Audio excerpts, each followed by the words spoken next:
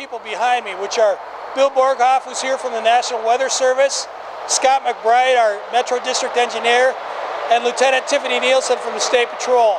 And what we're going to do today is we're going to talk about the impending snowstorm. We're going to talk about MnDOT's response, snow and ice response, and then Lieutenant Nielsen is going to talk about driving in general. So if you would please save your questions until the end. Thanks. Bill? For the last several days now, we've been watching a pretty powerful storm system across the southern plains wreak havoc in terms of flooding, in terms of winter weather in West Texas. And now that storm system is finally beginning to lift north into the mid and upper Mississippi Valley. Early this afternoon, we are beginning to see snow lift into southern Minnesota, and it's becoming quite heavy at times across Iowa. That snow will lift north gradually throughout the rest of the day and into the evening hours, reaching the Minneapolis-St. Paul area at the tail end or slightly after rush hour, probably in the 6 to 8 p.m. time frame. It'll continue lifting north into central Minnesota by the mid-evening hours. After that round is finished, we expect a brief lull in the action late this evening and into the middle overnight hours, with another round developing toward the morning rush hour sometime in the 4 to 5 a.m. time frame, and that will continue through the rest of the morning hours. Total snow accumulations are expected to range from about a foot across the far southeast corner of the state to about 3 to 6 inches in the northwest Minneapolis-St. Paul suburbs, 6 to 9 inches in the south and the east metro, and then amounts tapering off to there, to the north of there, ranging from about 2-3 inches in the St. Cloud area and little or no accumulation north of Alexandria and Brainerd and Duluth. So we're hoping to see the snow wind down by early tomorrow afternoon, but we could see some flurries continuing throughout the rest of the afternoon hours. The main thing here is the first round could be heavy at times during the mid-evening hours before it tapers off, and then we could see light to moderate snow continuing through the morning rush hour tomorrow and into the midday hours. I'm going to pass it off to Scott with MnDOT for his statement. Thank you. Well, I don't know about you, but I heard him say something about snow at rush hour. That's very rarely a good thing, but I do want you to know that our well-experienced and well-trained crews are ready for this. We do combine, of course, good old-fashioned know-how with that training, and we combine that with our big plows and smart technology, and we will clean up whatever Mother Nature dishes us. Every season we go through rigorous training sessions, and we do put trucks that weigh a lot out on the roadway system. So we want to throw certainly a key message out there. When we throw a fully equipped plow out there, they do weigh up to 15 times more than your average vehicle does. So we do want people to be careful and give those plows room to work when they get out on the roadway. In addition to handling the monster plows that we put out there, drivers have a lot of technology within those plows. But in addition to that technology the drivers have, we do want to note that there's technology out there for you. We want people to know that they can log into 511. They can look at that before you drive, please. You can look at that from your desktop, from your home, from your smartphones. Please do that and get up-to-date weather conditions and up-to-date traffic conditions as well. All in all, statewide, we will have 800 plows on the road for this snowstorm. Now, we do also want to note that with over 12,000 miles of roadway statewide, that equates to about 30,000 lane miles of roadway. With a snowstorm like this, with it dumping an inch or 2 inches per hour on the roadway, people will see snow and ice-covered roads in a snowstorm like this. Even though we are out there in full force, there will be snow and ice-covered roads. So to get an update on how to drive safely and how to handle that situation, I would like to introduce Lieutenant Nielsen to talk about that. Thank you. Hi, my name is Lieutenant Tiffany Nielsen with the Minnesota State Patrol. With the snowfall coming, we know drivers are going to encounter less than ideal driving conditions. We can expect that. The first thing drivers should do is make the decision whether the trip they need to make is essential. If they do not need to make a trip, do not need to put themselves into a precarious driving situation, err on the cautious side and avoid that trip if it's not necessary. If the driver does need to make that trip, we request that wear your seatbelt.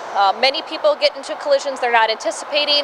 Even going off the road without a seatbelt on could result in some injuries. We want to see you be safe out there. If you do go off the road, stay in your vehicle, call 911. You're safer in your vehicle waiting for help than standing outside the vehicle. The risk of another vehicle going into the ditch in the exact same area is very high.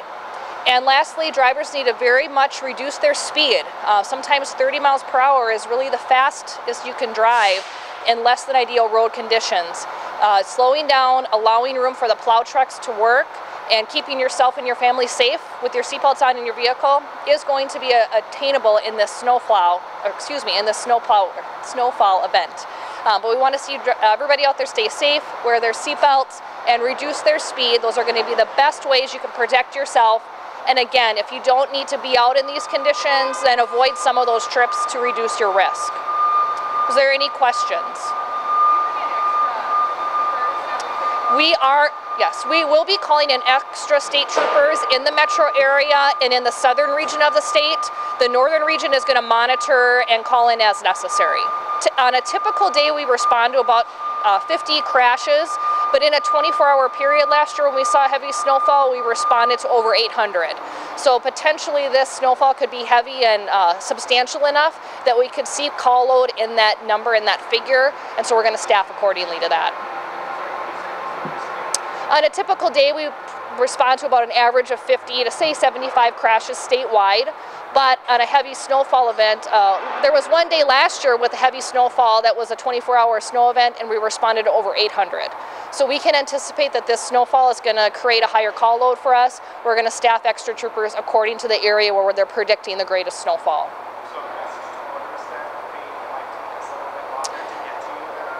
Well, what I will say about resources on a snow day is all the resources are going to be maximized. MnDOT's going to be maximized, the troopers are going to be maximized, the tow companies are going to be maximized. That's why I say it to drivers who don't need to make a trip and put themselves out there, stay home. If you do need to make a trip, be prepared, have food, water, extra warm clothing in your vehicle, especially if you have children with you or senior citizens not able to handle some of the temperature changes as well. Be prepared that if you do go into the ditch or go off the road, you might be there for a period of time beyond a normal period, just based on the resources being maximized. When the snow starts flying, I mean, you will obviously have to Mm-hmm. Yes. Yes, and thanks for bringing that up. We'll see police vehicles out on the side of the road in these snow events. We'll see ambulances out on the side of the road. There is, likelihood of injuries for crashes and even fire trucks. So drivers remain alert, scan eyes to the horizon, anticipate obstacles while you're driving before you get to that area. If you see lights ahead, reduce your speed.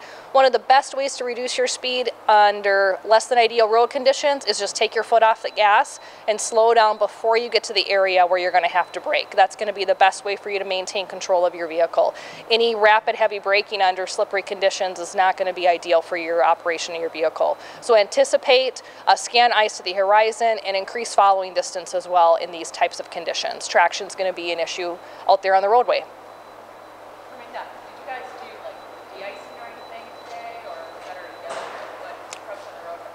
Yes, we have been out de-icing before this storm in anticipation of the storm.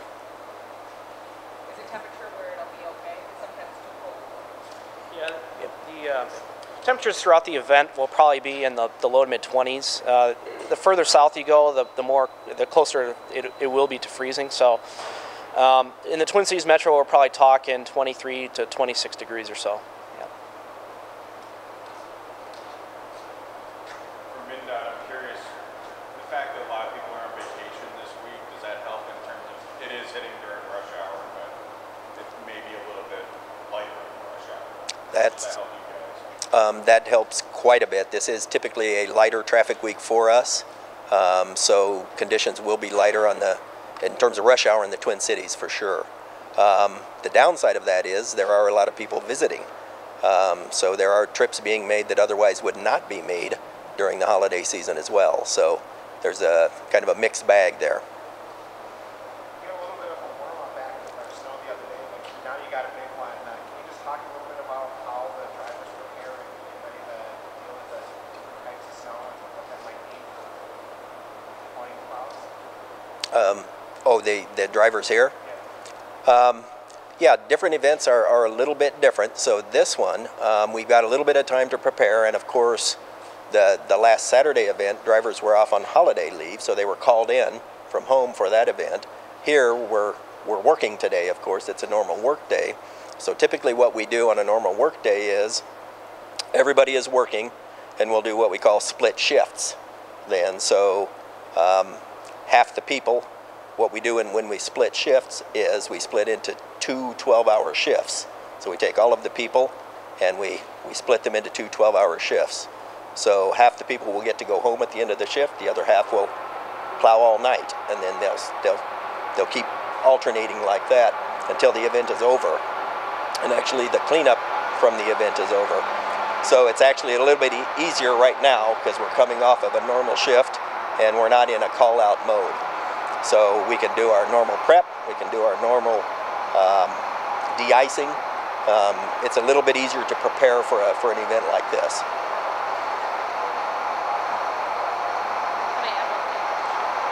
One thing that we see as troopers when the traffic levels are lighter, so if we have a lighter rush hour tonight, is the speeds of drivers are going to be faster.